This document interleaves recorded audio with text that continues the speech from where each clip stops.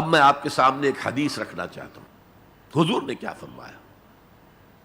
ایک حدیث سنا چکا ہوں آپ کو، عن عثمان بن عفان رضی اللہ تعالی عنہ قال قال رسول اللہ صلی اللہ علیہ وسلم خیرکم من تعلم القرآن وعلمہ، تم میں سے بہترین لوگ وہ ہیں جو قرآن سیکھیں اور سکھائیں۔ یہ حدیث بڑی عجیب ہے، یہ ترمذی میں بھی ہے اور دارمی میں ہے، اور اس کے راوی حضرت علی ہیں رضی اللہ تعالی عنہ۔ عن علی رضی اللہ عنہ قال، حضرت علی فرماتے ہیں انی سمعت رسول اللہ صلی اللہ علیہ وسلم یقول، میں نے سنا اللہ کے رسول صلی اللہ علیہ وسلم کو یہ کہتے ہوئے، انہا ستکون فتنۃ، ان قریب ایک بہت بڑا فتنہ رونما ہوگا۔ حضرت علی فرماتے ہیں قلت، میں نے عرض کیا مل مخرج منہا یا رسول اللہ، اے اللہ کے رسول یہ فرمائیے اس فتنے سے بچنے کا، نکلنے کا راستہ کون سا ہوگا؟ جیسے آپ بڑے بڑے حالوں میں دیکھتے ہیں ایگزٹ، عرب ممالک میں لکھا ہوتا ہے مخرج، اگر کہیں آگ لگ جائے، کہیں دھواں بڑھ جائے تو نکلو، ان لال جو روشنیاں ہیں ان کے اندر جو نیچے دروازے ہیں ان کی طرف جاؤ، یہ مخرج ہے جان بچانے کے لیے۔ یہاں ایک لحظہ توقف کر کے ہمارا اور صحابہ کا جو فرق ہے اس کو نوٹ کر لیجئے۔ اگر ہم ہوتے تو کیا پوچھتے؟ حضور یہ فتنہ کب آئے گا، کدھر سے آئے گا، کیوں آئے گا، کیا ہوگا؟ یہ سارے سوالات کرتے نا، جن کا عمل سے کوئی تعلق نہیں، معلومات ہے۔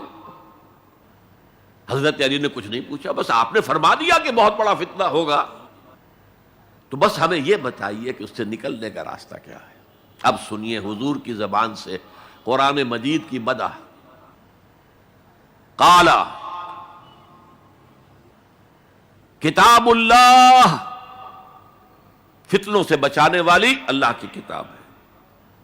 فیہ نبأ ما قبلکم، اس میں تم سے پہلے جو تھے ان کی بھی خبریں ہیں، قوم نوح اور قوم عاد اور قوم سمود اور قوم مدین اور آل فرعون اور سدوم اور عمورہ کی بستیوں کے حالات ہیں کہ نہیں؟ وَخَبَرُ مَا بَعْدَكُمْ، اس میں تمہارے بعد جو آنے والے حالات ہیں وہ بھی درج ہیں، ذرا کھدائی کر کے نکالنا پڑتا ہے ورنہ حالات موجود ہیں۔ ایک اوپر کی چیز ہے، سامنے کی چیز ہے، ایک ذرا اندر سے کھدائی کر کے، لیکن یہ کہ حضور فرما رہے ہیں خبرو ما بعدکم وحکم ما بینکم، اور جو بھی اختلافات تمہارے درمیان ہوں گے ان کا فیصلہ بھی اس کتاب میں موجود ہے۔ کاش کہ ہم اپنے مذہبی اختلافات کو رفع کرنے کے لیے قرآن کی طرف رجوع کریں، جو حبل اللہ ہے، واعتصموا بحبل اللہ جميعا ولا تفرقوا۔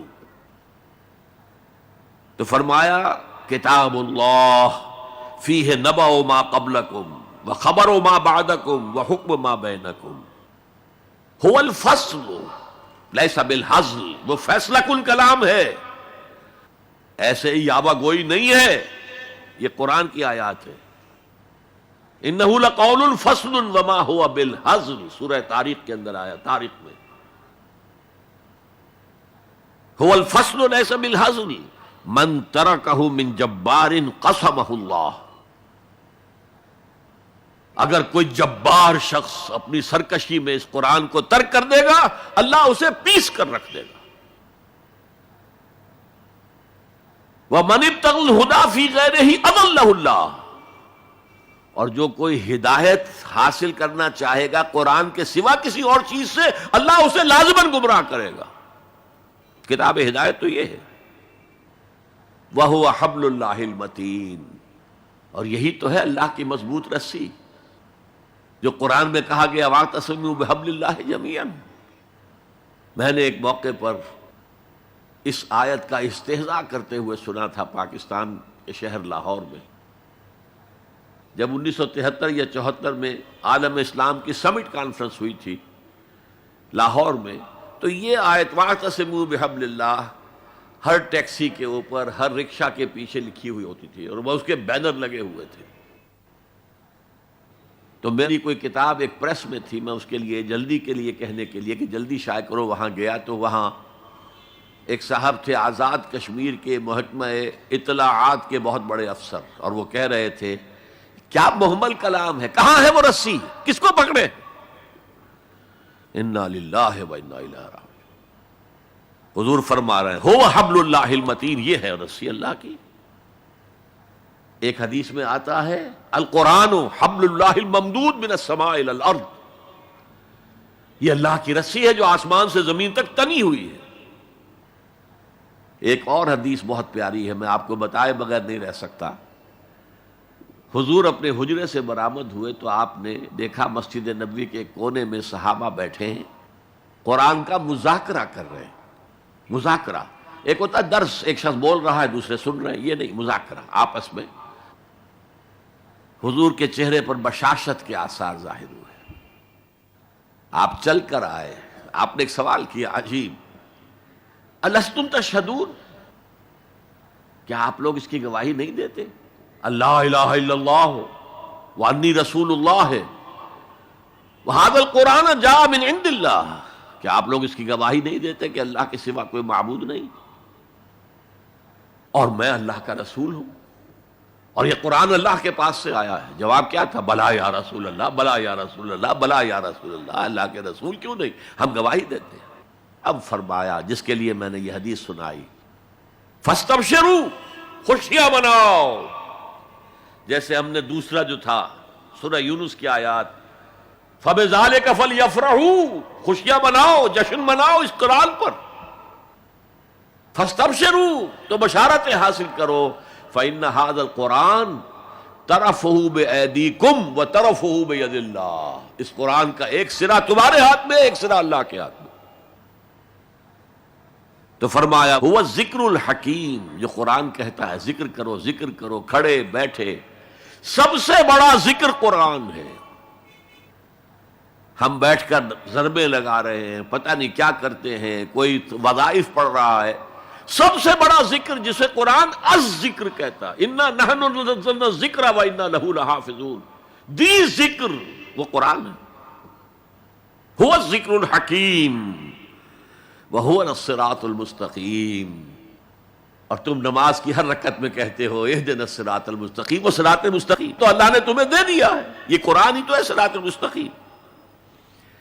پھر دیکھیے اس میں وہ قرآن مجید کا انداز ہے، دو دو تین تین آیات ایک طرح سے قوافی کے ساتھ آ رہی ہے۔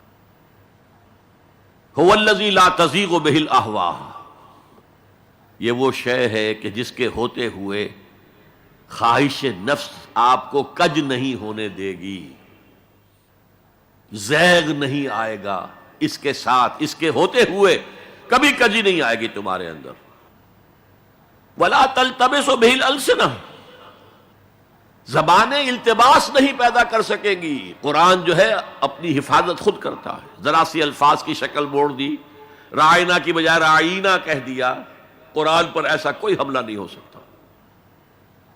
لا یاتیہ الباطل من بین یدیہ ولا من خلفہ، اس پر باطل حملہ آور ہو ہی نہیں سکتا، نہ سامنے سے نہ پیچھے سے۔ ولا یشبع منہ العلماء، علماء اس قرآن سے کبھی سیری محسوس نہیں کریں گے، کبھی بھی یہ محسوس نہیں کریں گے کہ بس قرآن سے جو لینا تھا ہم نے لے لیا، اب کچھ نہیں رہا۔ پڑھتے رہیں گے، پڑھتے رہیں گے، پڑھتے رہیں گے، معلوم ہوگا ہر مرتبہ کوئی نئی چیز آ رہی ہے۔ ولا یشبع منہ العلماء، سیری نہیں ہوگی، جیسے آپ کے سامنے آپ نے کھانا کھایا، پیٹ بھر گیا، اب وہ کوئی کہہ بھائی تھوڑا سا یہ، نہیں بھائی نہیں، میرا پیٹ بھر چکا ہے، سیر ہو گئے نا۔ قرآن سے آپ کبھی سیر نہیں ہو سکیں گے۔ ولا یخلق عن کثرت الرد، بار بار کے پڑھنے سے اس پر کوئی باسی پن طاری نہیں ہوگا۔ کوئی اور کتاب دنیا میں ایسی نہیں ہے، ایک دفعہ پڑھ لی، دو دفعہ پڑھ لی، پھر تیسری دفعہ ہاتھ لگانے کو جی نہیں چاہتا، پڑھنے کو جی نہیں چاہتا، سوال ہی پیدا نہیں۔ یہ وہ ہے، پڑھتے رہو گے، پڑھتے رہو گے، اس پر کوئی باسی پن طاری نہیں ہوگا۔ ولا تنقضی عجائبہ، اس کے عجائب کبھی ختم نہیں ہوں گے۔ یہ ہیروں کی وہ کان ہے جو کبھی ختم نہیں ہوگی، غور کرو گے، نکالتے رہو گے۔ یہ بنیاد ہے سمندر کی نیچے جہاں سے موتی ختم نہیں ہو سکتے. بڑی سے بڑی کان ہیروں کی ایک وقت آتا ہے کہ ختم ہو گئے، ہیرے جو تھے نکالنے تھے نکال لیے. نہیں، لا تنقضی عجائبہ هو الذی لن تنتہی الجن اذ سمعتہ حتی قالوا انا سمعنا قرآنا عجبا یہدی الی الرشد فآمنا بہ. یہ وہ کتاب ہے جسے جیسے ہی جنوں نے سنا فوراً کہا ہم نے آج ایک بہت عمدہ کلام سنا ہے، کتاب سنی ہے، تو ہم تو ایمان لے آئے. ایک دفعہ سنا ہے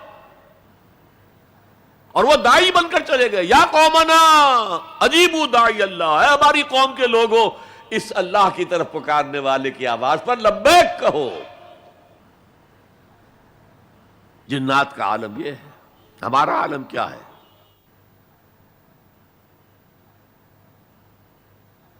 اب 4 جملے جو آئے ہیں وہ اس حدیث کے اندر جو اہم ترین چیز ہے وہ ہے من قال بہ صدق. جس نے کوئی بات اس قرآن کی بنیاد پر کہی اس نے سچ کہا. ومن عمل بہ اجر، جس نے اس پر عمل کیا اس کا اجر محفوظ. ومن حکم بہ عدل، اور جس نے اس کی بنیاد پر کوئی فیصلہ کیا اس نے عدل کیا. اور آخری جملہ کاش کہ اس کا مصداق اللہ مجھے بھی اور آپ کو بھی بنا دے. ومن دعا الیہ ہدی الی صراط مستقیم، جو اس قرآن کی طرف لوگوں کو بلائے گا کسی اور کو ہدایت ہو نہ ہو اس کی ہدایت ہو گئی.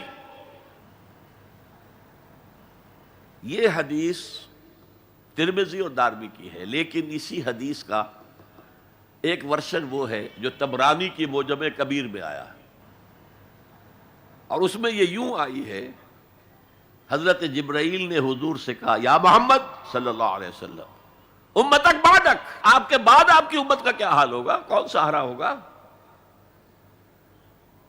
حضور نے فرمایا مل مخرج منہا یا جبرائیل، اے جبرائیل تم ہی بتاؤ اس مسئلے کا حل کیا ہے، نکلنے کا راستہ کون سا ہے؟ تب حضرت جبرائیل نے یہ ساری حدیث پڑھی. گویا کہ اس کے راوی اول حضرت جبرائیل ہیں، راوی ثانی حضور ہیں، راوی ثالث حضرت علی ہیں رضی اللہ تعالی عنہ.